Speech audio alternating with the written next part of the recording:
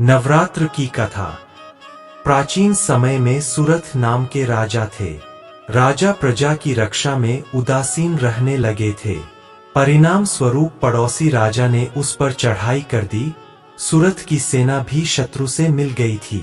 परिणाम स्वरूप राजा सुरथ की हार हुई और वह जान बचाकर जंगल की तरफ भागा। उसी वन में समाधि नाम का एक बनिया अपनी स्त्री एवं संतान के दुर्व्यवहार के कारण निवास करता था। उसी वन में बनिया समाधि और राजा सुरथ की भेंट हुई। दोनों का परस्पर परिचय हुआ। वे दोनों घूमते हुए महर्षि मेघा के आश्रम में जा पहुंचे। महर्षि मेघा ने उन दोनों के आने का कारण पूछा तो वे दोनों बोले कि हम अपने सगे संबंधियों द्वारा अपमानित एवं तिरस्कृत होने पर भी हमारे हृदय में उनका मोह बना हुआ है। इसका कारण क्या है? महर्षि मेघा ने उन्हें समझाया कि मन शक्ति के अधीन होता है और आदि शक्ति के अविद्या और विद्या दो रूप है। विद्या ज्ञान स्वरूप है और अविद्या अज्ञान स्वरूप। जो व्यक्ति अविद्या अज्ञान के आदिकरण रूप में उपासना करते हैं उन्हें वे विद्या स्वरूपा प्राप्त होकर मोक्ष प्रदान करती है। इतना सुन राजा सुरथ ने प्रश्न किया, हे महर्षि, देवी कौन है? उसका जन्म कैसे हुआ? महर्षि बोले, आप जिस देवी के विषय में पूछ रहे हैं वह नित्य स्वरूपा और विश्वव्यापिनी है। उसके बारे में ध्यान पूर्वक सुनो। कल्पांत के समय विष्णु भगवान क्षीर सागर में अनंत शिया पर शयन कर रहे थे। तब उनके दोनों कानों से मधु और कैटभ नामक दो दैत्य उत्पन्न हुए। वे दोनों विष्णु की नाभि कमल से उत्पन्न ब्रह्माजी को मारने दौड़े।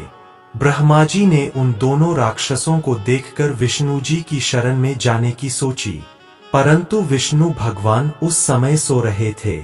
तब उन्होंने भगवान विष्णु को जगाने हेतु उनके नयनों में निवास करने वाली योगनिद्रा की स्तुति की।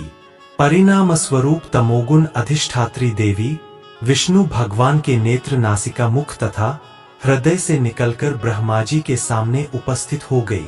योगनिद्रा के निकलते ही विष्णु भगवान उठकर बैठ गए। भगवान विष्णु और उन राक्षसों में 5000 साल तक युद्ध चलता रहा।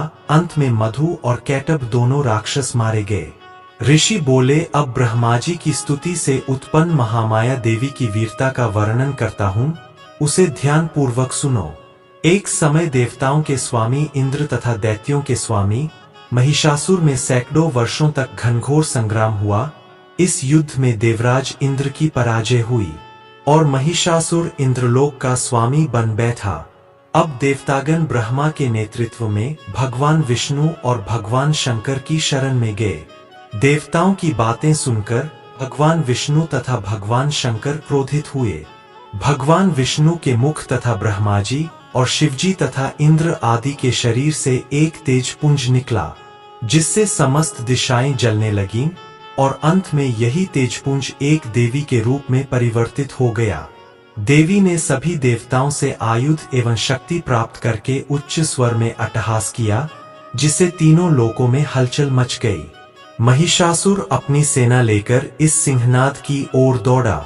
उसने देखा कि देवी के प्रभाव से तीनों लोक आलोकित हो रहे हैं।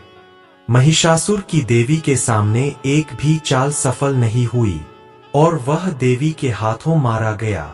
आगे चलकर यही देवी शुंभ और निशुंभ राक्षसों का वध करने के लिए गौरी देवी के रूप में अवतरित हुई। इन उपरोक्त व्याख्यानों को सुनाकर मेघा ऋषि ने राजा सुरथ तथा बनिया से देवी स्तवन की विधिवत व्याख्या की। राजा और वनिक नदी पर जाकर देवी की तपस्या करने लगे। 3 वर्ष तक घोर तपस्या करने के बाद देवी ने प्रकट होकर उन्हें आशीर्वाद दिया।